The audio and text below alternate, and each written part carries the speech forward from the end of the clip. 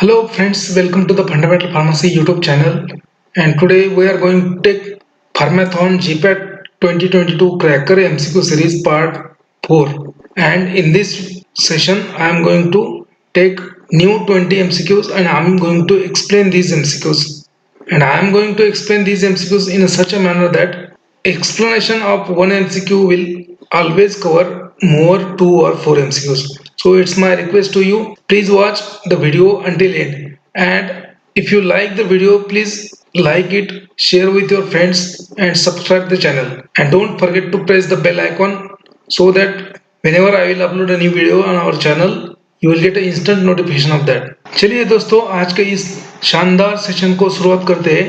आज हम देखने वाले हैं Pharmathon GPAT 2022 cracker MCQ series part 4। इसमें मैं आपको 20 एमसीक्यूज लूंगा, उसका आंसर्स लूंगा, उसका एक्सप्लेनेशन दूंगा आपको। तो चलिए शुरू करते हैं आज के इस शानदार सेशन को। चलिए देख लेते हैं पहला क्वेश्चन क्या है। देखो, पूछता है type B adverse reaction includes following except. देखो एक्सेप्ट लिखा है, इसके ऊपर आपको थोड़ा सा फोकस करना है। Type B adverse reaction includes following except. चलो ऑप्शंस क्या है देख लेते हैं। ऑप्शन ए ऑगमेंटेड और अटेन्यूएटेड और quantitative. Option B idiosyncratic reaction. Option C immunological adverse reaction. Option D genetic mediated और अननोन मैकेनिज्म रिएक्शंस। चलिए क्वेश्चन क्या पूछा है, टाइप बी रिएक्शन पूछा है, type B type of adverse type reactions except. ठीक है, तो आपको total type A, type B, type C, type D adverse reaction क्या होते हैं, टाइप ई एडवर्स रिएक्शन क्या होते हैं, उसके बारे में आपको मालूम होना चाहिए। ठीक है, तो यहाँ पे क्या आंसर होगा आपका, तो type B adverse reaction except. ठीक है, सो ऑप्शन ए में आर्गुमेंटेड दिया है, अटेन्यूएटेड दिया है या फिर क्वांटिटेटिव दिया है। ठीक है, तो type A adverse drug reaction जो होता है वो होता है augmented. Type B adverse reaction जो होता है वो होता है बिजर टाइप और idiosyncratic reaction. So option B, C, D, these are the examples of type B reaction. Option 1 is nothing but the type A reaction, type 1 reaction. So its answer is nothing but the option A. So चलिए देख लेते हैं कितने types के adverse reactions होते हैं। ठीक है, सो यहाँ पे टेबल है एक, types of adverse reactions. So there are type A, type B, type C, type D, type E and type EF। ये इतने टाइप के एडवर्स रिएक्शन होते हैं। ठीक है, 1 2 3 4 5 6, there are 6 type of adverse drug reaction. So type A, type B, type C, type D, type E and type EF adverse drug reaction. सो अगर आपने फार्माकोलॉजी का कौन सा भी बुक ले लो, KD त्रिपाठी ले लो या फिर आपका pharmacology and pharmacotherapeutics by Satoskar Bhandarkar, उसमें भी ले लो, ये सब आपको मिल जाएंगे ये रिएक्शंस। चलिए देख लेते हैं कि टाइप ए रिएक्शंस क्या होता है, टाइप बी रिएक्शंस क्या होता है। तो यहाँ पे type of adverse drug reaction, उसका सिनोनिम क्या है, उसका स्पेशल कैरेक्टरिस्टिक क्या है और उसका एग्जांपल्स क्या है, ये दिया है टेबल में। ठीक है, चलिए देख लेते हैं। Type A adverse drug reaction is known as okay augmented type of reaction. A for augmentation, यहाँ पे देखो A for augmentation, A for attenuation. Type A is nothing but the augmented extent, which is the extension of pharmacological effect. ठीक है, यहाँ पे क्या होगा, pharmacological action जो है उसका थोड़ा सा एक्सटेंशन होके जो इफेक्ट मिलेगा वो उस टाइप की एडवर्स इफेक्ट मिल जाएंगे। So augmented extension of pharmacological effect and these adverse effects are predictable, predict कर सकते हो आप, and they are dose dependent. Remember, type A adverse reactions are nothing but the augmented extension of pharmacological effect. They are predictable and dose dependent. For example, if you take insulin or oral hypoglycemic drugs, okay, so if you take these kind of drugs in a higher dose, so it will cause higher hypoglycemia. So hypoglycemia caused by anti hyperglycemic drug, it is a type A adverse drug reaction. Okay, so it is nothing but just extension of pharmacological action. Type B adverse reaction, they are known as a Beezer type of adverse reaction, type B for Beezer, or idiosyncratic reactions, and they are unpredictable. They are unpredictable. आप उसको predict नहीं कर सकते. They are dose independent. Remember, for example, allergic reaction to the penicillins, allergic reaction to the antibiotics. You cannot predict it whether a particular person is going to be have a allergy with antibiotic और not.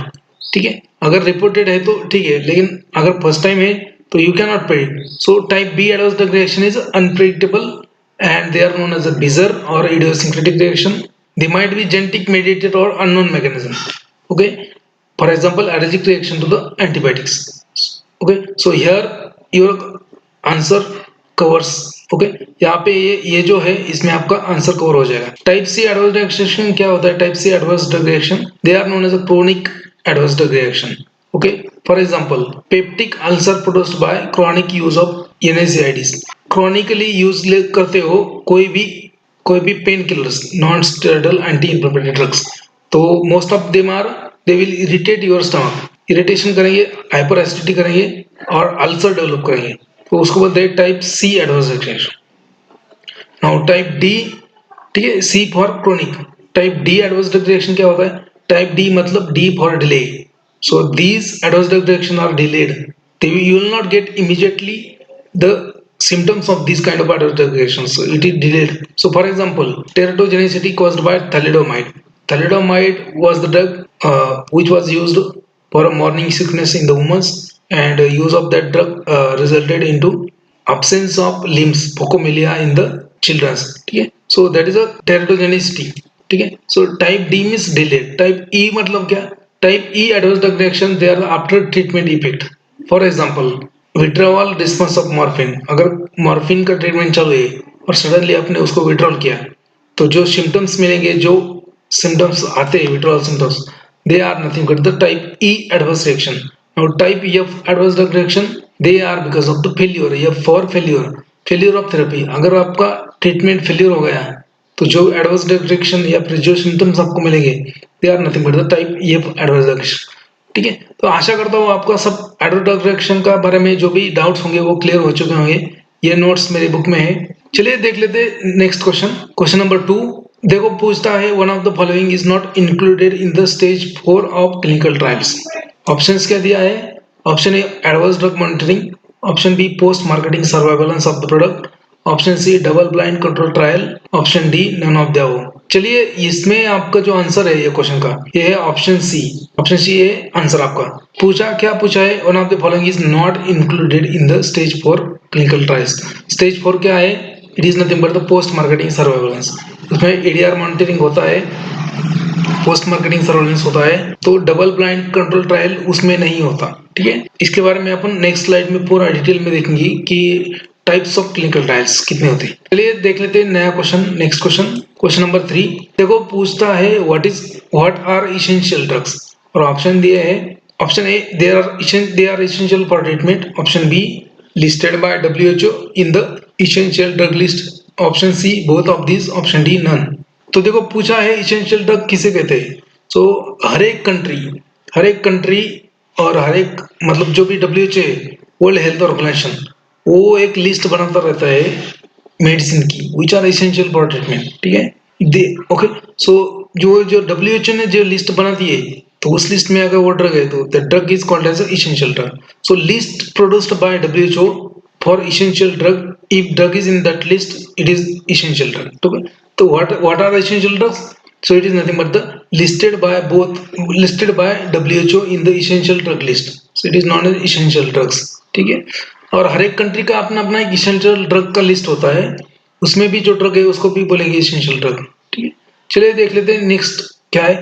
Next slide में देखेंगे different types of clinical trials. ठीक है, चलो ठीक है, यहाँ पे देखो different types of clinical trials, यहाँ पे फेजेस है, फेज 1, फेज 2, फेज 3, फेज 4 ऐसा, और उसमें नंबर ऑफ पार्टिसिपेंट कितना होना चाहिए, वो कैसे होना चाहिए, कौन होना चाहिए, स्टडी कौन सा करते हैं, ठीक है, काय के लिए करते हैं, मेन एम क्या है इसका, और टाइम कितना लगता है, और सक्सेस रेट कितना है, और खर्चा कितना होता है। ठीक है, चलिए देख लेते हैं वन बाय वन। ठीक है, so phase 1 clinical trials they are first done in the human. Phase 1 clinical trials जो होते हैं वो पहली बार इंसान में किए जाते हैं, फर्स्ट क्लिनिकल ट्रायल। ठीक है, इसके पहले क्या होता है कि नॉन प्री क्लिनिकल ट्रायल जो होते हैं, उसके ह्यूमंस में ट्रायल करने से पहले किसी भी ड्रग का प्री क्लिनिकल ट्रायल्स करते हैं, और एनिमल स्टडीज होता है, उसमें एनिमल स्टडीज में इफेक्टिव है तो बाद में ही उसको जाके अप्रूव मिलता है क्लिनिकल स्टडीज के लिए। क्लिनिकल स्टडीज जो होता है, क्लिनिकल ट्रायल्स, उसका कितना फेज होता है? उसका होता है 5 फेज, ठीक है। तो पहला है phase 1 known as if the phase 1 is nothing but the first in human, okay. उसमें कितने पार्टिसिपेंट होते हैं? 10 to 100 पार्टिसिपेंट होते हैं उसमें। और वो पार्टिसिपेंट क्या होना चाहिए? Usually healthy volunteers, occasionally a patient with advance और रेयर डिसीज, ठीक है। और ये इसका स्टडी कौन सा होता है? ओपन लेवल टाइप का स्टडी होता है उसका। And the aim of doing of first phase of clinical trial is nothing but the, ये जो फर्स्ट फेज है उसका मेन एम क्या है? Safety and tolerability, okay. So main aim of phase first of clinical trial is to know the maximum tolerable dose। Remember, याद रखो ये पूरा। इसमें 2 या 3 को क्वेश्चन आपको एक ही इसमें कर दे। तो यूजुअली ये 1 साल तक चलता है, कुछ महीने से लेके 1 साल तक चलता है फेज फर्स्ट, ओके। एंड उसके ऊपर US $10 मिलियन का खर्चा आता है एंड 50% सक्सेस रेट होता है टाइप फर्स्ट का। चलिए देख लेते हैं type second. Type second is first in a patient. Type first क्या था? First in a human. Type second first in a patient और सब्जेक्ट। तो इसमें क्या होंगे? 50 to 500 पार्टिसिपेंट होते हैं जो पेशेंट हो सकते हैं आपके। बाद में ये स्टडी जो है, what is the which type of volunteers are there, which type of subjects are there? So patient subject receiving experimental drug, यहाँ पे एक्सपेरिमेंटल ड्रग पेशेंट रिसीव कर रहे हैं, ठीक है। उसका कौन सा स्टडी होता है इस फेज में? फेज में होता है randomised and control, it can be placebo control और ब्लाइंडेड। ये इस टाइप का स्टडी सेकंड फेज में होता है, ठीक है। ये किसके लिए करते हैं ये? So the second phase study is done for efficacy and dose ranging establishment. देखो जीपैट 20 में ये क्वेश्चन आया था। सो what is the aim of phase second study? So it is nothing but the efficacy and dose ranging establishment, ठीक है। उसके बाद में इसको कितना टाइम लगता है फेज सेकंड को? इसको लगता है 1 to 2 years। इसमें खर्चा आता है तकरीबन $20 मिलियन का और सक्सेस रेट होता है उसका 30%। Now phase three of clinical trials, it is nothing but the multi site trial, ठीक है। याद रखो मल्टी साइट ट्रायल। उसके बाद में इसमें कितने पेशेंट्स या फिर सब्जेक्ट होंगे? A few hundred to 1000 participant, ठीक है। Few hundred to 1000 participants are included in the phase 3 of clinical trials. And ये देखो इसमें जीपैट 2019 में क्वेश्चन पूछा था इसके बारे में कि few hundred to 1000 participants are included in which phase of clinical trial. तो उसमें फेज 3 है, ठीक है। इसमें कितने क्वेश्चन कवर हो जाएंगे आपको ही मालूम। कम से कम 5 या 6 क्वेश्चन कवर हो जाएंगे इस चार्ट में, ठीक है। नेक्स्ट, फेज 3 क्लिनिकल ट्रायल्स में जो सब्जेक्ट होते हैं वो कौन से होते हैं, मतलब किस तरीके के subject? So patient receiving the experimental drug again, ठीक है। आपको यह मालूम होना चाहिए कि पेशेंट एक्सपेरिमेंटल ड्रग कब कौन से फेज में रिसीव करता है? फेज 2 एंड फेज 3 में, ठीक है। यहाँ पे हेल्दी वॉलंटियर ड्रग रिसीव कर रहा है, यहाँ पे पेशेंट कर रहा है, यहाँ पे भी पेशेंट कर रहा है, ठीक है। किस टाइप का स्टडी होता है इसमें होता है randomised and control and it can be placebo control और ब्लाइंडेड। इस टाइप के स्टडी होता है फेज 3 में। उसका एम क्या है? What is the main aim of phase 3 trial? So confirmation of efficacy in the larger population. देखो यहाँ पे आपको याद रखना है कि phase 2 is done for the efficacy and dose ranging establishment. Phase 3 is done for phase 3 is done for to confirm the efficacy in larger population, ठीक है। फेज 3 कितने साल तक चलता है? 3 to 5 years। उसमें तकरीबन 50 to 100 मिलियन डॉलर का खर्चा आता है। सक्सेस रेट है उसका 25 to 50%, ठीक है। फेज 4 में क्या होता है? फेज 4 ऑफ क्लिनिकल ट्रायल्स, ठीक है। इसके रिलेटेड क्वेश्चन था पहले स्लाइड में। So phase 4 is known as a post marketing surveillance, ठीक है। जब ड्रग अप्रूव होता है, मार्केटिंग मतलब फॉर्मुलेशन बन के मार्केट में जाता है, उसके बाद में स्टडी खत्म नहीं होता, उसके बाद में भी एडवांस ड्रग रिएक्शन मॉनिटरिंग सब करना पड़ता है। So post marketing surveillance is done in phase 4 of clinical trials and here many thousands of participant, ठीक है। बहुत सारे ह्यूज नंबर ऑफ पॉपुलेशन में ड्रग यूज करते हैं ना, इसलिए many thousands of participants are there in the phase 4। This was question in GPAT 21। मतलब देखो आप यहाँ पे जीपैट 20, जीपैट 90, जीपैट 21 कंसिस्टेंटली 3 साल तक क्वेश्चन पूछे इस एक ही चार्ट से, ठीक है। ये चार्ट मेरे बुक में है, ठीक है। ये चार्ट आपको कौन से भी बुक में एज इट इज नहीं मिलेगा। क्यों? क्योंकि ये चार्ट मैंने बहुत सारे रेफरेंस बुक रेफर करके बनाया है, ठीक है। चलो, इसमें किस टाइप के पेशेंट हो गए? Patient receiving the approved drug, ठीक है। अभी आपको इसका भी क्वेश्चन पूछ सकते हैं। So which of the following phase of clinical trials is in which of the following clinical trials phase patients are receiving approved drug? ठीक है, यहाँ पे अप्रूव ड्रग है, यहाँ पे क्या है एक्सपेरिमेंटल ड्रग है, यहाँ पे फेज सेकंड फेज 3 में क्या है एक्सपेरिमेंटल ड्रग रिसीव कर रहा है पेशेंट, फेज 4 में क्या है अप्रूव ड्रग रिसीव कर रहा है। याद रखो, तो फेज 4 में ओपन लेवल स्टडी होता है और उसका एम क्या है, एम याद रखो, फेज 4 का एम है adverse drug reaction compliance drug drug interaction, ये मॉनिटर करना, to monitor the adverse drug reaction compliance then drug drug interaction. ठीक है, इसमें क्या ड्यूरेशन कोई फिक्स ड्यूरेशन नहीं होता। ठीक है, now phase 0, so most of the book में क्या दिया है देखो, फेज 4 दिया है 1 2 3 4, लेकिन कुछ कुछ बुक में फेज 0 भी दिया है। ठीक है, so phase 0 is known as micro dosing study, याद रखो, इसके बारे में क्वेश्चन ऑलरेडी पूछा है जीपीएट में। Phase 0 is known as micro dosing study. So इसमें क्या है हेल्दी वॉलंटियर्स यूज किए जाते, small number of patients use किए जाते, 1 to 5। ओके, और उसका मेन एम क्या है, to know the pharmacokinetics of the drug, to know the pharmacokinetics of the drug.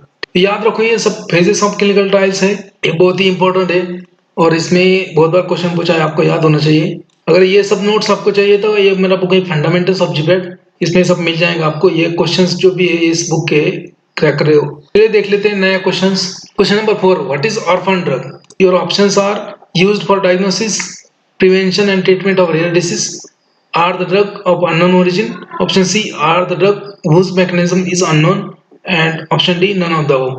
so orphan drug क्या होते हैं? orphan drug ऐसे ड्रग होते हैं कि orphan drugs are the drugs which are approved for treatment of rare disease। यहाँ पे आपका option A is the correct answer. तो चलिए देख लेते हैं कि कितने ऑर्फन ड्रग्स है। बहुत सारे ऑर्फन ड्रग्स होते हैं, कुछ लिस्ट है यहाँ पे। So top selling orphan drugs, पहला है rituximab, it is used in the cancer treatment oncology. Then ranibizumab, it is also used in the ophthalmology.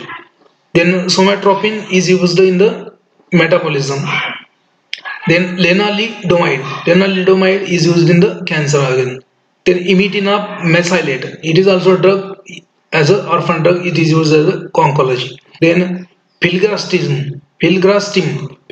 is also used in the hematology. Okay, there are a lot of orphan drugs. For example, एक antiviral drug है amantadine नाम का एक antiviral drug है। So that drug is approved for lot of conditions, that drug is approved as a orphan drug for lot of condition for treatment. For example in case of parkinsonism also, in case of lot of rare diseases, जैसे आपका अमेंटेडिन हो गया। ठीक है, तो आपको समझ में आ गया होगा ऑर्फन ड्रग क्या होता है। इसके बाद में एसेंशियल ड्रग का भी एक क्वेश्चन आया था, वो भी आपको हो चुका है। तो चलिए देख लेते हैं नया। देखो पूछता है Which statement is true about the disulfiram?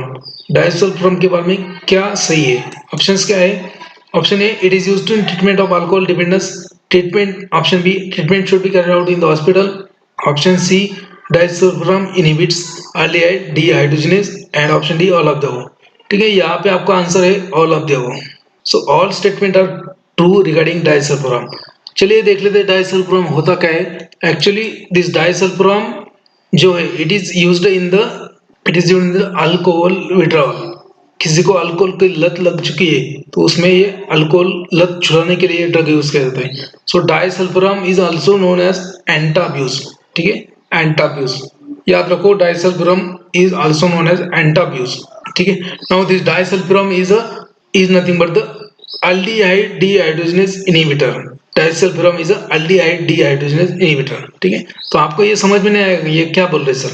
तो सबसे पहले ये समझने के लिए आपको मेटाबॉलिज्म मालूम होना चाहिए कि जो इथेनॉल, जो दारू आप पी रहे हो, जो वाइन आप पी रहे हो, so that ethanol is converted into acetaldehyde. Ethanol का मेटाबॉलिज्म होके एस्टाल्डेहाइड बनेगा आपके बॉडी में। इथेनॉल का मेटाबॉलिज्म होगा, एस्टाल्डेहाइड बनेगा। ठीक है, तो जो इथेनॉल का मेटाबॉलिज्म करता है, कौन करता है? Alcohol dehydrogenase. ठीक है, बाद में जो एस्टाल्डेहाइड बनता है, एस्टाल्डेहाइड बाद में एस्टेट बनता है, एस्टाल्डेहाइड का बाद में एस्टेट बनता है। तो सबसे पहले इथेनॉल को अल्कोहल डीहाइड्रोजनेज लेगा और बनाएगा एस्टाल्डेहाइड, बाद में एस्टाल्डेहाइड को एल्डिहाइड डीहाइड्रोजनेज एंजाइम लेगा और बनाएगा एस्टेट। ठीक है, तो क्या होता है देखो, जब जिसको लत लगी है अल्कोहल की, तो उसमें क्या होता है कि उसको पहले डायसल्फिरम का टैबलेट दे देते हैं, मतलब उसको पता भी नहीं, उसको उसके इंटेंशन मतलब उसके नोटिस में नहीं होता कि मुझे ये टैबलेट दिया है। डायसल्फिरम का टैबलेट दे देते और उसके बाद में उसको हॉस्पिटलाइज करते। हॉस्पिटल में क्या करते हैं फिर उसको थोड़ा सा हॉस्पिटल में क्या करते हैं फिर उसको थोड़ा सा ड्रिंक देते हैं पीने को। अभी उसने क्या किया, डायसल्फोन का टैबलेट ले लिए है और ऊपर से ड्रिंक लिया। अभी डायसल्फोन तो आपको मालूम है क्या करेगा, अल्डिहाइड डिहाइड्रोजनेस को इनहिबिट करेगा। ठीक है, तो उसने लिया ड्रिंक, तो क्या होता है कि उसका इथेनॉल का कन्वर्जन एसिटाल्डिहाइड में होता है, लेकिन एसिटाल्डिहाइड का कन्वर्जन एसिटेट में नहीं होता। अभी एसिटेट में नहीं होने के कारण क्या होता है कि एसिटाल्डिहाइड जमा होने लगता है बॉडी में। ठीक है, so there will be increase level of acetaldehyde in the patient taking disulfiram. ठीक है, अगर किसी पेशेंट ने डायसल्फिराम का टैबलेट चालू है उसको और उसने दारू पिया तो उसका क्या होगा, उसके बॉडी में एसिटाल्डिहाइड जमा हो जाएगा, और एसिटाल्डिहाइड जमा होने के बाद ये क्या करेगा, इसका इसका रंग दिखाएगा, इसके सिम्टम्स दिखाएगा। और इसके सिम्टम्स क्या है, acetaldehyde accumulation in the body result in the nausea, vomiting, palpitation, blood vision, dyspnea, increased concentration of acetaldehyde will lead to these symptoms। ठीक है, मतलब उसको डायरिया हो जाएगा, उसमें उसको वोमिटिंग हो जाएगा, कंफ्यूजन हो जाएगा। ठीक है, उसका ब्लड प्रेशर बढ़ जाएगा, ये सारे कॉम्प्लिकेशन हो जाएंगे उसके। तो पेशेंट को क्या लगता है कि यार मैं जब भी दारू पीता हूँ तो मुझे ये क्यों हो रहा है, क्योंकि उसको मालूम ही नहीं कि आपने टैबलेट दिया है उसको, है ना। वो टैबलेट की वजह से हो रहा है, वो टैबलेट अगर लेंगे और उसके बाद में अल्कोहल लेंगे तो ये प्रॉब्लम होगा। तो पेशेंट ये सब सिम्टम्स की वजह से वो दारू छोड़ देता है। सो याद रखो, disulfiram is anti abuse drug. Next question देख लेते हैं, चलो देखो पूछता है surgical procedure is carried out in the which stage of anaesthesia. आपके ऑप्शंस क्या दिए है, stage first, stage second, stage 3, stage 4। Surgical anaesthesia के जो स्टेजेस होते हैं उसमें सर्जिकल प्रोसीजर कौन से स्टेज में कैरी करती है। Okay, surgical procedure is carried out in the which stage of anaesthesia. ठीक है, यहाँ पे दिया है स्टेज 1 to 4, तो surgical procedure is carried out in the stage 3 of surgical anaesthesia. यहाँ पे ऑप्शन सी जो है वो आपका करेक्ट आंसर है। ठीक है, तो चलिए देख लेते हैं पूरे स्टेजेस कितने हैं। ठीक है, ऐसे पूरे स्टेजेस में क्या क्या होता है पूरा देख लेते हैं। चलो इसमें आपका 2-4 क्वेश्चन इजीली कवर हो जाएगा। ठीक है, चलिए देखो स्टेजेस ऑफ जनरल एनेस्थीसिया। सबसे पहले आपको मालूम होना चाहिए कि जनरल एनेस्थीसिया के डिफरेंट स्टेज है। So different stages of general anaesthesia was proposed by Guedel in 1920 with referring to a anaesthetic ether. Ether को रेफर करके उन्होंने स्टेजेस डिस्क्राइब किए थे गुडेल ने 1920 में। तो उन्होंने क्या किया कि डिस्क्राइब किया stages, stage 1, stage 2, stage 3, stage 4। ठीक है, stage 1 is known as a stage of analgesia, याद रखो। Stage 2 is nothing but the stage of delirium. Stage 3 is nothing but the stage of surgical anaesthesia. Stage 4 is nothing but the respiratory paralysis. ये stage उसका synonym याद रखो ना। Stage first में क्या होता है कि इनिशियली जैसे एनेस्थीसिया का डोज बढ़ते जाएगा तो वैसे आपका अनकॉन्शियसनेस हो जाएगा। आपके जो कॉर्टिकल सेंटर्स होते हैं, sensation, centre of power sensation, touch sensation वगैरह, हॉटनेस, वो सब sensation. So gradual depression of cortical centres will be there, then sensation of hotness falling, then suffocation, visual auditory aberration। Analgesia is produced before the loss of consciousness. यहाँ पे क्या होगा, analgesia मतलब आपको pain feel नहीं होगा। ठीक है, before the loss of consciousness. Then ये स्टेज में minor surgical procedure like incision of abscesses, then dental extraction and obstructive manoeuvre. मतलब क्या, ये स्टेज फर्स्ट जो है उसमें आप क्या कर सकते हो, छोटे छोटे ऑपरेशन लगे, जैसे आपका कोई दांत निकालना है, जैसे कोई आपकी जख्म है तो उसको जख्म को बहुत पेन हो रहा है तो उसमें ये दे सकते हैं आप, वो जख्म क्लीन कर सकते हो। डेंटल एक्सट्रैक्शन, ऑब्स्ट्रेक्टिकल मैनूवर, कुछ लेडीज को ये डिलीवरी वगैरह तो इसमें कर सकते हैं ये स्टेज में। ठीक है, लेकिन इसमें कुछ सर्जिकल सर्जिकल प्रोसीजर नहीं होता। ठीक है, स्टेज सेकंड में क्या होता है, stage of delirium. Stage of delirium और स्टेज ऑफ एक्साइटमेंट याद रखो। So loss of consciousness to surgical anaesthesia, this is associated with excitement, shouting, increase in the muscular activity, building tachypnoea, then hypoventilation. Now ये सब क्यों हो रहा है, यहाँ तो आपने डिप्रेशन ड्रग दिया है फिर भी ये एक्साइटमेंट क्यों हो रहा है। देखो क्या होता है कि जब आप एनेस्थीसिया का डोज देते हो तो इनिशियली एनाल्जेसिया होता है, अनकॉन्शियसनेस होता है। ठीक है, मतलब एनेस्थीसिया आपके एनेस्थेटिक एजेंट आपको ब्रेन को डिप्रेस करता है। ठीक है, तो इनिशियली जो जो आपका मिड ब्रेन है वो डिप्रेस हो जाता है, अब सॉरी जो कॉर्टिकल सेंटर है वो डिप्रेस हो जाते हैं। लेकिन आपको यहाँ पे डेलिरियम और एक्साइटमेंट क्यों होता है, due to release of lower centre from the control of higher centre. जो लोअर सेंटर्स थे वो कंट्रोल में होते हैं हायर सेंटर के, और यहाँ पे हायर सेंटर डिप्रेस हो गए तो लोअर सेंट्रल अनकंट्रोल हो गए, तो इसकी वजह से आपको क्या हो रहा है यहाँ पे, डेलिरियम एक्साइटमेंट हो रहा है, ठीक है। So struggling can be increased muscle tone, vomiting can occur in this stage, ठीक है। मसल टोन स्ट्रगलिंग हो सकता है, वोमिटिंग भी हो सकता है। Now stage 3 of surgical anaesthesia, so stage 3 is known as a stage of surgical anesthesia. Okay, loss of reflexes, skeletal muscle relaxation divided into 4 planes. Now ये stage 3 है, उसमें और भी planes होते हैं, plane 1, plane 2, plane 3, plane 4, ठीक है। so plane 1, plane 2, plane 3, plane 4 surgical procedure इस स्टेज में कैरी आउट किए जाते हैं। तो उसमें भी प्लेन 1 जो होता है, प्लेन 2 होता है, प्लेन 3 होता है, प्लेन 4 होता है। प्लेन 1 मीन्स क्या, यहाँ पे रिफ्लेक्सेस, कॉर्नियल रिफ्लेक्सेस जो है वो प्रेजेंट रहते हैं, कंजक्टिविटल रिफ्लेक्सेस भी होते हैं। प्लेन 2 में reflexes of larynges and plane absent. Plane 3 में pupillary light reflexes and corneal reflex are lost. Plane 4 में paralysis of intercostal muscle, pupil, loss of reflexes. यहाँ पे सर्जिकल एनेस्थीसिया के स्टेज में प्लेन 3 जो होता है, प्लेन 2 और प्लेन 3 में ही आपका सर्जिकल प्रोसेस करना चाहिए। आपका ऑपरेशन होता है स्टेज 3 में, प्लेन 2 और प्लेन 3 में, ठीक है। बाद में स्टेज 4 होता है रेस्पिरेटरी पैरालिसिस। यहाँ पे इंटरकोस्टल मसल जो है आपके, जो भी इस डायफ्राम की मसल है, जो भी लंग्स को पुश अप करने के लिए जो मसल है, इंटरकोस्टल मसल, वो सब क्या हो गए, पैरालाइज हो गए, ठीक है। इसके बाद में आदमी मर जाएगा। तो ये इसमें 2-4 क्वेश्चन आपके कवर हो जाएंगे, याद रखो। चलो देख लेते हैं नया question. Which of the following is used as a dissociative anesthesia? देखो पूछता है which one of the following is used as a dissociative anesthesia? Option A है midazolam, option B ketamine, option C propofol, option D fentanyl. तो याद रखो ketamine is used as a dissociative anaesthetic agent. Ketamine जो है वो dissociative anaesthesia करता है। मतलब इसमें क्या होता है कि आपको सब कुछ दिख रहा है लेकिन आप कुछ कर नहीं सकते। मतलब आपको दिख रहा है कि बंदा मेरा पेट काट रहा है, ठीक है, लेकिन आप कुछ भी नहीं कर सकते क्योंकि डिसोसिएशन होता है, dissociation from environment. You are totally dissociated from environment, ठीक है। आपने एक मूवी देखी होगी हॉलीडे, अक्षय कुमार की movie holiday, a soldier never on off duty. तो उसमें देखो वो टेररिस्ट को जब वो पकड़ के घर पे बिठाता है कबर्ड में, वो उसको केटामाइन का इंजेक्शन देता है। मतलब क्या कि एक इंजेक्शन केटामाइन का दे दिया उसको, तो वो जिंदा है, देख पा रहा है, सांस ले रहा है, सब कुछ देख रहा है, लेकिन वो कुछ कर नहीं सकता। सो डिसोसिएट हो गया वो, ठीक है, याद रखो। नेक्स्ट क्वेश्चन देख लेते हैं। देखो पूछता है pre anaesthetic medication includes, option A क्या दिया है, मॉर्फिन, पेथिडीन, ऑप्शन बी दिया है diazepam, nitrazepam, option C atropine, glycopyrrolate and antiemetics, option D all of the above. तो प्री एनेस्थेटिक मेडिकेशन में क्या क्या आता है ये पूछा है। तो एक्चुअली ये सभी प्री एनेस्थेटिक मेडिकेशन है, तो इसलिए ऑल ऑफ द अबव, ठीक है। इसके बारे में अगर आपको पढ़ना है तो मेरे बुक में से पढ़ सकते हो, या फिर फार्माकोलॉजी की कौन से बुक में भी दिया है, ठीक है।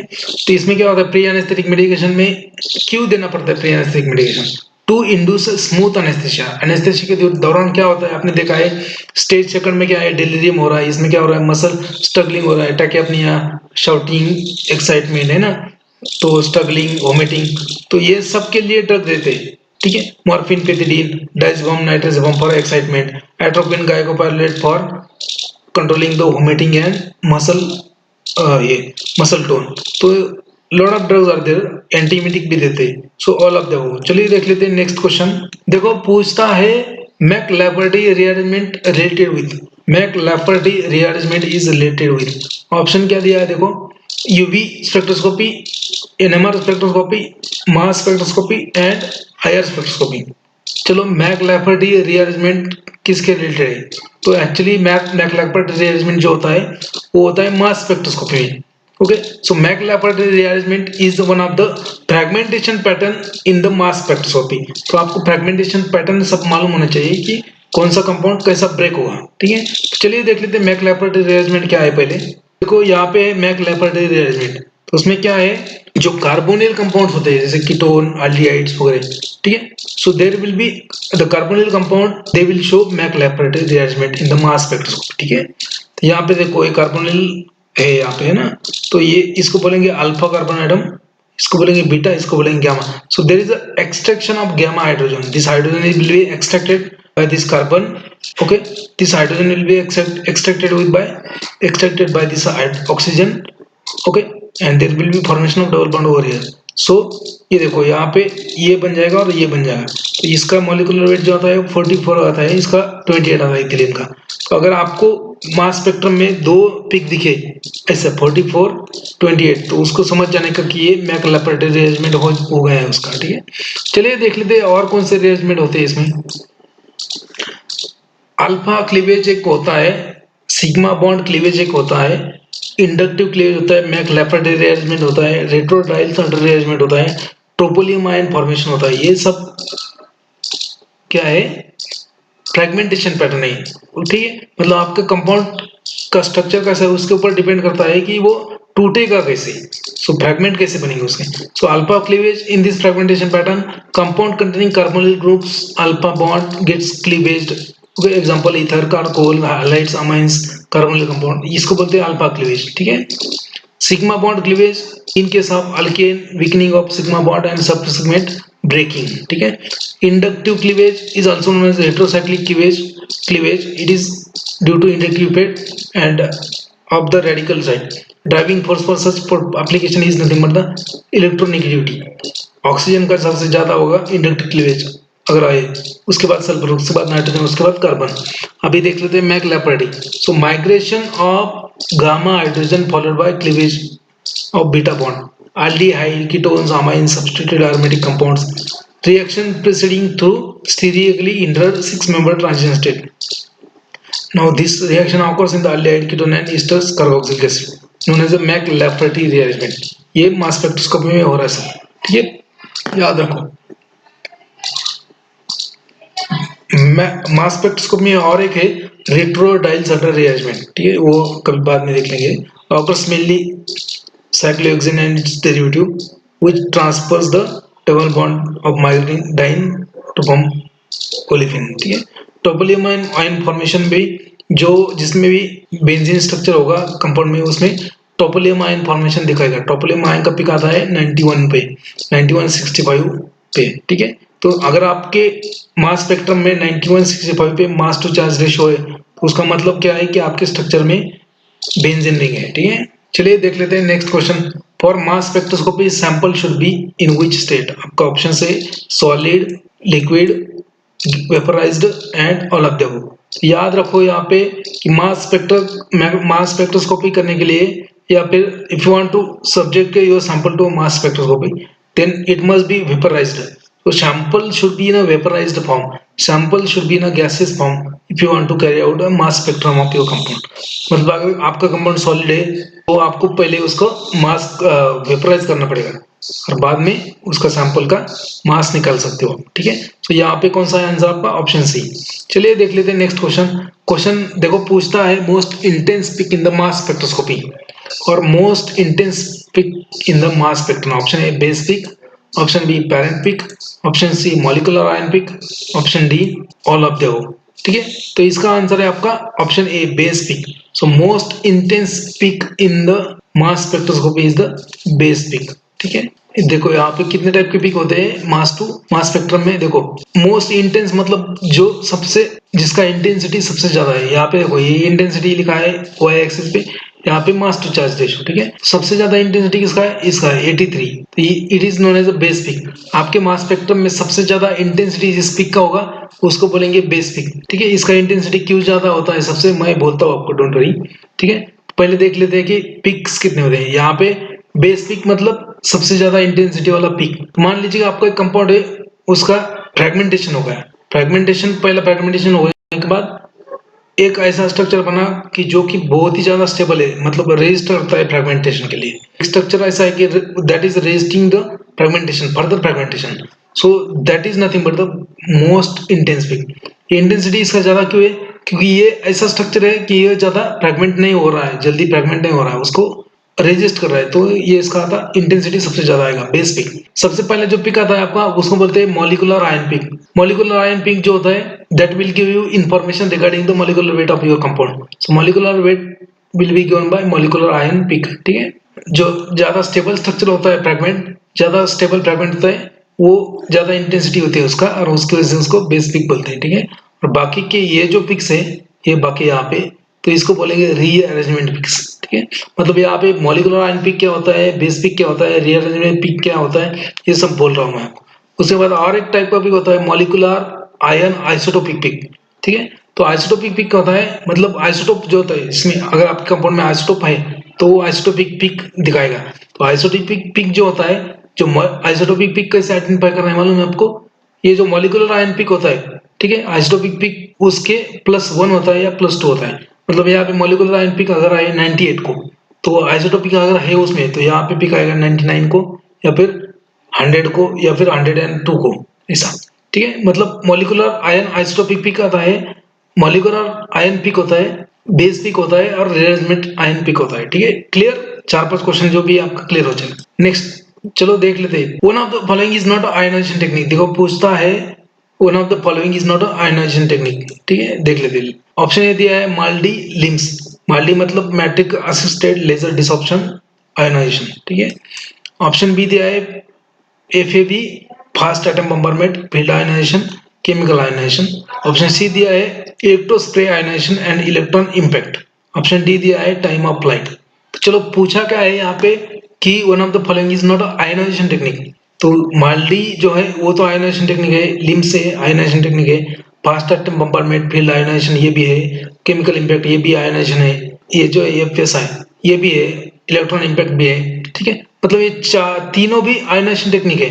ये जो फोर्थ ऑप्शन है TOFF, it is a time of flight and it is not a ionisation technique, ठीक है। जो टाइम ऑफ फ्लाइट है that is a mass analyser, ठीक है। याद रखो कि मास एनालाइजर जो होता है वो टाइम ऑफ फ्लाइट है, उसमें डिफरेंट डिफरेंट टाइप होते हैं, जैसे आपका सिंगल फोकसिंग हो गया, डबल फोकसिंग हो गया, उसके बाद टाइम ऑफ फ्लाइट हो गया, क्वाड्रपल मास एनालाइजर हो गया, मास फिल्टर हो गया, ठीक है।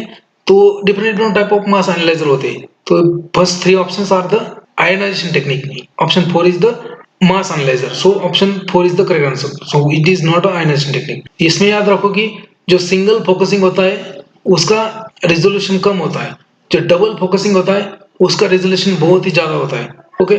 सो याद रखो, आप दूसरा क्वेश्चन आपका 2 या 3 क्वेश्चन कवर हो जाएंगे कि जो डबल फोकसिंग मास स्पेक्ट्रोमीटर होते हैं, डबल फोकसिंग मास एनालाइजर, उसका इंटेंसिटी सबसे, मतलब उसका रिजोल्यूशन सबसे ज्यादा होता है, ठीक है, याद रखो। चलो देखते हैं नेक्स्ट क्वेश्चन। देखो पूछता है mass spectrum is obtained by plotting.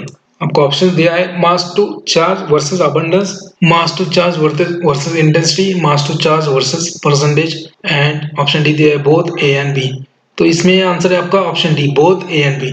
So mass spectrum is obtained by, देखो यहाँ पे mass to charge ratio relative abundance है ना, mass to charge ratio relative intensity, देखो relative ion intensity mass to charge ratio. तो mass spectrum is obtained by plotting relative ion intensity और relative abundance to the mass to charge ratio, ठीक है। तो इसमें आपका क्वेश्चंस बहुत सारा कवर हो जाएगा। चलो देखते हैं नेक्स्ट क्वेश्चन। देखो पूछता है pharmacogenetics is the study of, और ऑप्शन दिया है genetically mediated disease, variation in the metabolism of different individual, variation in the pharmacological response of human, and all of the above. तो इसका आंसर है आपका all of the above. Pharmacogenetics मतलब क्या होता है कि study of genetical mediated disease, because everybody is has its own genetic makeup, and no one can tell how a individual will react with the particular medicine, ठीक है। so variation in the metabolism also is a different individual, it is also comes under pharmacogenetics, variation of pharmacological response in individual comes under the pharmacogenetics, so all of the above इसका answer होगा। चलो देख लेते हैं next question. देखो पूछता है phlebitis is the problem associated with which route of injection. देखो ये क्वेश्चन जीपैट में भी ऑलरेडी आ चुका है कुछ अलग तरीके से, तो चलो ऑप्शन देखते हैं। इंट्रामस्कुलर, ऑप्शन बी है आपका सबक्यूटेनियस, ऑप्शन सी है आपका इंट्रावेनस, ऑप्शन डी है आपका intrathecal. So phlebitis is the problem that is related with the intravenous injection. Remember intravenous injection में क्या होता है, इसमें क्या होता है, देखो देखो यहाँ पे इंट्रावेनस इंजेक्शन दे रहे हैं आपको, ठीक है। तो क्या होता है कि जो एडमिट होता है पेशेंट आईसीयू में, उसको बार बार इंजेक्शन देना पड़ता है इंट्रावेनस, मतलब कंटिन्यूसली उसको ये जो है कैथेटर वो डाले रखना पड़ता है। इसकी वजह से क्या होता है कि बिकॉज ऑफ कंटिन्यूस इंजेक्शन उस वेन में एक जगह पे क्लॉट बन जाता है, ब्लड क्लॉट। क्लॉट बनने की वजह से क्या हो रहा है, वहां पे इंफ्लेमेशन हो रहा है, ट्रॉमा हो रहा है, पेन हो रहा है, ठीक है। तो जब भी आपको इंजेक्शन देने का ट्राई करेगा वो, तो आपको इतना इतना इंटेंस पेन होगा कि आप उसको बेयर नहीं कर पाओगे. That is nothing but the phlebitis. Okay, so phlebitis occurs with the intravenous injection, remember. चलिए देख लेते हैं नया question. Question number 14. Protein binding of drug will result in. देखो पूछता है protein binding of drug will result in. Option क्या है? Helps in the drug absorption. Option B delays its excretion. Option C delays its metabolism and all of the above. इसका answer है all of the above. कैसे बोलता हूं मैं आपको, don't worry. ठीक है, देखो ड्रग का जो पैसिव एब्सॉर्प्शन होता है, पैसिव एब्सॉर्प्शन मतलब क्या? कॉन्सेंट्रेशन ग्रेडियंट है वहां पे. ओके, मान लीजिए कि आपके इंटेस्टाइन के अंदर अंदर अब्सॉर्ब होने के बाद में ड्रग ब्लड में जाएगा. तो इंटेस्टाइन में अभी ब्लड, इंटेस्टाइन में आपका ड्रग है, स्टमक में है, स्टमक इंटेस्टाइन में. तो क्या होता है कि अगर स्टमक में और इंटेस्टाइन में ड्रग का कॉन्सेंट्रेशन ज्यादा है और ब्लड में कम है, तो ऑब्वियसली वहां पे डिफ्यूजन होगा. ठीक है, तो वो वहां पे जाएगा. अभी वहां पे जाने के बाद एक टाइम पे आएगा कि 50-50 कॉन्सेंट्रेशन आएगा, मतलब इक्विलिब्रियम हो जाएगा वहां पे. Concentration of drug in the blood as well as concentration of drug in the GIT, that will become equilibrium. तो at that time there will be no concentration gradient. ठीक है, there will be no concentration gradient. But उसके बाद में absorption कैसे होगा? क्या होता है कि most of the drug they used to bind to the plasma protein. जो प्लाज्मा में प्रोटीन्स होते हैं, जैसे अल्बुमिन हो गया, है ना, अल्बुमिन को बाइंड कर लिया.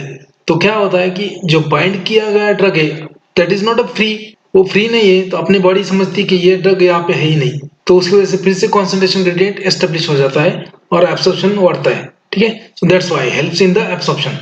डिलेज इन द एक्सक्रीशन कैसे? ऑलरेडी जो बाउंड ड्रग है, so bound drug can not be filtrated by kidney. अगर ड्रग प्लाज्मा प्रोटीन को बाउंड करता है तो फिल्ट्रेशन नहीं हुआ, तो delays it excretion, delays its metabolism.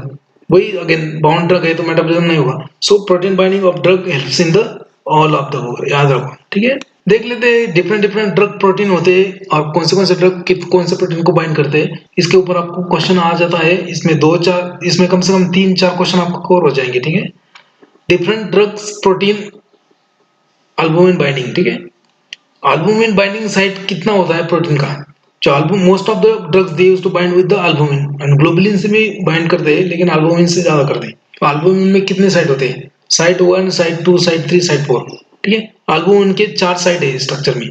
Site 1 is known as warfarin binding site and as a propazone binding site. Site 1 is known as warfarin binding site and azapropazone binding site. Okay, it represents the region to which large number of drugs binds. Several drugs like NSAIDs, naproxen, indomethacin, sulfonamide, sulfadimethoxam, sulfametazole, and phenytoin, sodium valproate and belladonna. ये drugs सब कहाँ bind होते हैं? Site first. Site first को क्या बोलते हैं? Warfarin binding site. That's why this drug will have pharmacokinetic interaction with the warfarin. ठीक है, most of the NSAID drug जो होते हैं उनका फार्माकोकाइनेटिक इंटरेक्शन होता है वारफेरिन के साथ. क्यों? बिकॉज वारफेरिन बाइंडिंग साइट पे ही बाइंड होते हैं. Site second is known as diazepam binding site. यहाँ पे कीटोप्रोपेन, आइबुप्रोपेन, ट्रिप्टोफैन, क्लोक्सासिलिन, प्रोपेनिसिलिन, medium chain fatty acid and also bind. So diazepam और ये ड्रग यहाँ पे साइट सेकंड को बाइंड करें. Site 3 is known as digoxin binding site, याद रखो. Site 4 is known as tamoxifen binding site. इसके ऊपर क्वेश्चन आता है कि अल्बुमिन बाइंडिंग साइट्स के ऊपर 100% क्वेश्चन आता है. Digoxin binding site for protein binding is known as site 1, site 2, site 3, site 4. तो यहाँ पे बहुत ही इंपॉर्टेंट है, ये सब मेरे बुक में दिया है मैंने. ठीक है, next one is a binding site for globulins. ये तो हो गया अल्बुमिन के बारे में. ठीक है, ग्लोबुलिन्स के बारे में. ग्लोबुलिन कितने होते हैं आपके? Alpha globulin, alpha 2 globulin, beta 1 globulin, beta 2 globulin and gamma globulin. ठीक है, तो alpha 1 globulin binding site is known as a transcortin, याद रखो, और कॉर्टिकोस्टेरॉइड बाइंडिंग ग्लोबुलिन साइट. ठीक है, जो भी कॉर्टिकोस्टेरॉइड्स है आपके, जैसे बीटामिथाजोन, डेक्सामिथाजोन, ट्रेग्निसोलोन, है ना, ट्रांसिनोलोन, ये सब जो ड्रग है वो अल्फा ग्लोबुलिन को यहाँ पे अल्फा ग्लोबुलिन को बाइंड करेंगे. इसको बोलते हैं ट्रांसकॉर्टिन. अल्फा 2 ग्लोबुलिन है उसको बोलते हैं ceruloplasmin and it is the binding site for vitamins, fat soluble vitamins and cupric ion. जो फैट सोल्यूबल विटामिन है वो अल्फा 2 ग्लोबुलिन को बाइंड करेंगे, जहाँ पे उन्हें it is known as ceruloplasmin. इसके बारे में क्वेश्चन पूछा है ऑलरेडी. ठीक है, then beta 1 globulin it is known as a transferrin binding site. ये फेरस आयन इसको बाइंड करेंगे कहाँ पे? बीटा 1 ग्लोबुलिन को. Beta 2 globulin is known as a site for carotenoids. जो कैरोटिनॉइड्स होते हैं जैसे बीटा कैरोटीन वगैरह, तो यहाँ पे बाइंड करेंगे. गामा ग्लोबुलिन जो है it is specific binding site for antigen. जो जो एंटीजन होता है माइक्रोबियल सोर्स का, वो एंटीजन कहाँ पे बाइंड करता है, गामा ग्लोबुलिन को। चलो यहाँ पे albumin binding site, globulin binding site सब कुछ देख लिया। ये बहुत ही इंपॉर्टेंट पार्ट है आपका। इसके आपके इसमें आपके कम से कम 5 या 6 क्वेश्चन तकरीबन कवर हो चुके हैं, ठीक है। तो मतलब ये है कि ये 20 क्वेश्चन नहीं है, ये कम से कम 40-50 क्वेश्चन है, ठीक है। 20 क्वेश्चन तो यहाँ पे सामने दिखा रहा हूँ मैं आपको, लेकिन मैं आपको 50 क्वेश्चन के बारे में बोल रहा हूँ, ठीक है। चलिए देख लेते हैं नेक्स्ट क्वेश्चन। देखो पूछता है phase second reaction of drug metabolism includes except. Option क्या दिया है, option A sulphate conjugation, option B glucuronide conjugation, option C hydroxylation, option option D oxidation. So phase second reaction of drug metabolism except, तो आपको मालूम होना चाहिए phase first है और फेज सेकंड में कौन से रिएक्शन है। फेज फर्स्ट में होता है आपका ऑक्सीडेशन हाइड्रोलिसिस, ठीक है, ऑक्सीडेशन रिडक्शन हाइड्रोलिसिस, ये 3 फेज फर्स्ट है, बाकी के सब फेज सेकंड है। So oxidation hydrolysis and reduction these are the phase first. तो यहाँ पे क्या पूछा है, phase second reaction of drug metabolism except, तो यहाँ पे सल्फेट कॉन्जुगेशन फेज सेकंड है, ग्लूकोज कॉन्जुगेशन फेज सेकंड है, हाइड्रोक्सिलेशन फेज सेकंड है, ऑक्सीडेशन जो है वो फेज फर्स्ट है। तो यहाँ पे आंसर होगा आपका ऑप्शन डी, ठीक है। चलिए देख लेते हैं कितना टाइप का मेटाबॉलिज्म रिएक्शन होता है। Drug metabolism involves 2 reaction, phase first reaction oxidation reduction hydrolysis. These reactions mainly introduce a polar group in the drug molecule। Phase first reaction में क्या होता है, पोलर ग्रुप जो है वो ड्रग मॉलिक्यूल में इंट्रोड्यूस होते हैं, so that drug molecule will become water soluble, ठीक है। फेज सेकंड में क्या होता है, they are known as a conjugation reaction और ट्रू डिटॉक्सिफिकेशन रिएक्शन, ठीक है। इसमें कौन सा आता है, जो ग्लूकोएनाइड कॉन्जुगेशन आता है, सल्फेट कॉन्जुगेशन वगैरह है, ठीक है। फेज 3 रिएक्शन क्या है, particularly glutathione conjugation. Glutathione conjugation जो होते हैं उसको बोलते हैं फेज 3 रिएक्शन। तो फेज 2 में क्या आता है, सल्फेट कॉन्जुगेशन, ग्लूकोयूरिनाइड कॉन्जुगेशन, एस्टाइलेशन, हाइड्रोक्सिलेशन, ये सब आते हैं, ओके। नाउ चलिए देख लेते हैं नेक्स्ट क्वेश्चन। इसमें आपका दो या तीन क्वेश्चन आपका आ सकता है। देखो क्वेश्चन नंबर 17 देखो पूछता है all of the following are example of low therapeutic index drug except. Option दिया है, option A aminoglycosides, option B theophylline, option C lithium, option D NSAIDs. देखो पूछा क्या है कि all are the example of low therapeutic index drug except, मतलब सभी लो है, कौन सा नहीं है, ठीक है। तो अमीनो ग्लाइकोसाइड ये नैरो थेरेपेटिक इंडेक्स है, थियोफाइलिन नैरो थेरेपेटिक है, लिथियम नैरो थेरेपेटिक है, एनएसएआईडी मतलब कि आपका पैरासिटामोल या फिर other anti analgesic antibiotic drug, तो ये ब्रॉड स्पेक्ट्रम होते हैं। सो यहाँ पे ऑप्शन आंसर क्या आएगा आपका, so option D is the correct answer for question 17। चलिए देख लेते हैं कि कौन से ड्रग नैरो है, कौन से वाइड थेरेपेटिक इंडेक्स है, okay. Narrow therapeutic index drugs और therapeutic monitoring is required in case of narrow therapeutic index drugs.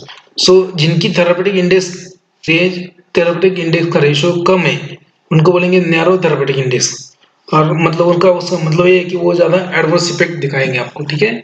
which are having narrow therapeutic index you have to monitor a drug, therapeutic drug monitoring is required, you have to monitor the level of drug in the patient, ठीक है। तो example जो है देखो digitalis is narrow, lithium carbonate is narrow therapeutic index, anti epileptic drugs like phenytoin, tacrolimus all are narrow therapeutics, aminoglycosides are like gentamicin are narrow therapeutics, immunomodulator like cyclosporine it is also narrow therapeutic index।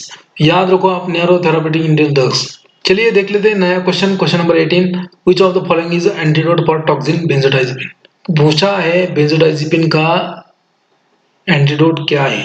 देखो क्या पूछा है, antidote पूछा है किसका, benzodiazepine का। Option देखो फ्लोमाजेनिल, option B है आपका methylene blue, option C desferrioxamine, option D alkalise urine. तो इसमें क्या है, antidote for benzodiazepine is a flumazenil, याद रखो flumazenil is a selective benzodiazepine receptor antagonist, याद रखो it is a antagonist, selective benzodiazepine receptor antagonist। So whatever depression, whatever toxicity that is produced by the benzodiazepine drugs that can be reversed by using this flumazenil, याद रखो, ठीक है। चलिए देख लेते हैं कि कौन से ड्रग का कौन सा एंटीडोट होता है। चलो एक टेबल है drug poisoning antidote, drug poisoning antidote, ठीक है। देखो यहाँ पे फर्स्ट ड्रग है पैरासिटामोल, पैरासिटामोल का एंटीडोट होगा आपको एन एसिटिलसिस्टीन और मिथियोनिन। तो एन एसिटिलसिस्टीन जो है उसको म्यूकोलाइट बोलते हैं, क्या बोलते हैं, म्यूकोलाइट। एन एसिटिलसिस्टीन का एक another there is another name for N acetylcysteine, so Mucomix, ठीक है। देन मिथ्योनिन भी यूज करते हैं पैरासिटामोल में। तो ये पैरासिटामोल का जो रिएक्टिव मेटाबोलाइट होता है para N acetyl para hydroxybenzoquinone imine, और ये जो ड्रग्स है एंटीडोट एन एसिटिसिस्टिन और methionine, they use to provide sulphydryl groups. Then चलिए देख लेते हैं मरकुरी, आर्सेनिक एंड कॉपर के लिए कौन सा एंटीडोट है? BAL, British anti lewisite. BAL मतलब British anti lewisite, mercuric, arsenic and copper के लिए। चलो atropine and other cholinergic antagonist के लिए कौन सा ड्रग है? फाइसोस्टिकमाइन। एट्रोपिन के पॉइजनिंग में कौन होता है यूज? फाइसोस्टिकमाइन। कार्बन मोनोऑक्साइड का पॉइजनिंग में क्या यूज करते हैं? ऑक्सीजन। साइनाइड के पॉइजनिंग में dicobalt edetate amyl nitrate followed by sodium nitrate and sodium thiosulphate, ठीक है। ये याद रखो, साइनाइड का पूछा था, बहुत बार पूछा है, साइनाइड का पूछा है, एट्रोपिन का पूछा है, पैरासिटामोल का भी पूछा है, तो याद रखो। मिथेनॉल एंड इथिलीन ग्लाइकोल का पॉइजनिंग में ethanol 4 methyl pyrazole, that is known as fomepizole, ये यूज करते हैं। लीड पॉइजनिंग में क्या है? Calcium disodium edetate and dimercaptosuccinic acid, dimercaptosuccinic acid, ये एंटीडोट है। नाइट्रेट्स जो होते हैं, नाइट्रेट्स के लिए मिथिलीन ब्लू, ये एंटीडोट। ओपाइड पॉइजनिंग में नैलोक्सोन यूज करते हैं। बेंजोडाइजिपिन में क्या है? बेंजोडाइजिपिन में फ्लोमाजेनिल। देखो यहाँ पे ये क्वेश्चन का आंसर है। ऑर्गेनोफॉस्फोरस पॉइजनिंग में क्या आता है आपका एंटीडोट? ऑर्गेनोफॉस्फोरस पॉइजनिंग में प्राइमरी आपका फर्स्ट एंटीडोट होता है आपका pralidoxime. Pralidoxime is nothing but the cholinesterase activator, ठीक है। ये क्या करेंगे? Organophosphate, they are the irreversible inhibitor of cholinesterase. Cholinesterase enzyme को इनहिबिट कर देंगे इरिवर्सिबली, तो उनको एक्टिवेट तो करना पड़ेगा। तो कौन एक्टिवेट करेगा? प्रेलिडोक्सिम, याद रखो, ठीक है। एट्रोपिन भी यूज करते हैं उसमें, ठीक है। हिपेरिन का एंटीडोट है प्रोटामाइन सल्फेट, बहुत बार पूछा है। उसके बाद ट्राइसाइक्लिक एंटीडिप्रेसेंट का अगर पॉइजनिंग हो गया या फिर ओवरडोज हो गया तो उसमें सोडियम बाइकार्बोनेट यूज करते हैं एज एंटीडोट। मिथामोग्लोबिन में मिथामोग्लोबिन हो गया अगर, तो उसमें मिथिलीन ब्लू यूज करेंगे। इथिलीन ग्लाइकोल का एंटीडोट है आपका फोमेपियाजोल, याद रखो, फोमेपियाजोल और इथेनॉल। मिथेनॉल के पॉइजनिंग में इथेनॉल यूज करेंगे। आप बोलेंगे सर आप पागल हो गए, मिथेनॉल में के पॉइजनिंग में इथेनॉल कैसे यूज करेंगे? अरे भाई, methanol and ethanol they will have structural similarity to each other, ठीक है, स्ट्रक्चर उनका थोड़ा बहुत सेम ही है। तो methanol will compete methanol for a binding site, तो that's why ethanol is used in the case of methanol poisoning. Methanol का antidote क्या है? इथेनॉल। आयरन का एंटीडोट है डिफ्रॉक्सामाइन, याद रखो, बहुत बार पूछा है। इंसुलिन का एंटीडोट है ग्लूकोज, बहुत बार पूछा है। कैल्शियम चैनल ब्लॉकर का एंटीडोट है आपका कैल्शियम ग्लूकेगॉन और इंसुलिन। कैल्शियम चैनल ब्लॉकर अगर ओवरडोज हो गया तो उसमें क्या करना है? कैल्शियम देना है या फिर ग्लूकेगॉन देना है या फिर इंसुलिन देना है। एस्पिरिन का एंटीडोट है सोडियम बाइकार्बोनेट। बीटा ब्लॉकर्स का एंटीडोट फाइसोस्टिकमाइन, ठीक है। हाइड्रोफ्लोरिक एसिड HCl, इसका पॉइजनिंग हो गया तो कैल्शियम ग्लूकोनेट। मीथोट्रिक्सेट हो गया तो लिकोवर्टिन। और काउमेरिन एंटीकोगुलेंट मतलब ओरल एंटीकोगुलेंट जो है उसका ओवरडोज हो गया, पॉइजनिंग हुआ तो विटामिन K देना है। चलो इसमें आपका 10-15 क्वेश्चन कवर हो जाएगा, बहुत ज्यादा टाइम हो चुका है, वीडियो एंड करना है। चलो next question number 19, which of the following is a lead antidote? It is a antidote for lead toxin, ठीक है। यहाँ पे देखो क्या है? Calcium disodium edetate. तो यहाँ पे ऑप्शन में क्या दिया है? Naloxone, nitride, EDTA, dialysis. तो EDTA इज द आंसर, ठीक है। चलिए देख लेते हैं नेक्स्ट क्वेश्चन। देखो पूछता है which of the following is a primary site of activity for the drug warfarin. Warfarin कहाँ पे एक्ट होता है? ये क्वेश्चन ऑलरेडी पूछा है, तो इसका आंसर है लीवर। वारफेरिन क्या है? वारफेरिन इज ओरल एंटीकोएगुलेंट, याद रखो। ओरल एंटीकोएगुलेंट जो होते हैं they will act in the liver. बहुत सारे बच्चों को कंफ्यूजन होता है कि वारफेरिन तो एंटीकोएगुलेंट है, लीवर पे क्या करेगा? तो एंटीकोएगुलेंट मतलब क्या? कोएगुलेशन के फैक्टर्स कहाँ बनते हैं वास? वो बनते हैं लीवर में। कोएगुलेशन के लिए जो फैक्टर्स है थ्रोम्बिन, प्रोथ्रोम्बिन, जितना भी, तो वो कहाँ बनते हैं? लीवर में। तो वो इनहिबिट कहाँ करेगा? लीवर में। तो primary site for action of warfarin is a liver, याद रखो। चलिए देख लेते, चलो ये थे आज के 20 क्वेश्चन। अगर इसके नोट्स चाहिए आपको, सभी नोट्स इस बुक में है ये, और एक क्वेश्चन इस बुक के है। ये दोनों बुक अगर आपने 2 या 3 बार पढ़ लिए, अगर 60 या 65 दिन में, तो आपका जीपैट 100% निकल जाएगा। और अगर आपको ये बुक चाहिए तो आप मुझे व्हाट्सअप कीजिए। अगर ये आपको बुक चाहिए तो आप मुझे व्हाट्सअप कीजिए। मेरा नंबर आपको यहाँ पे दिख रहा है, व्हाट्सअप नंबर, या फिर डिस्क्रिप्शन बॉक्स में भी इसका लिंक दे दूंगा।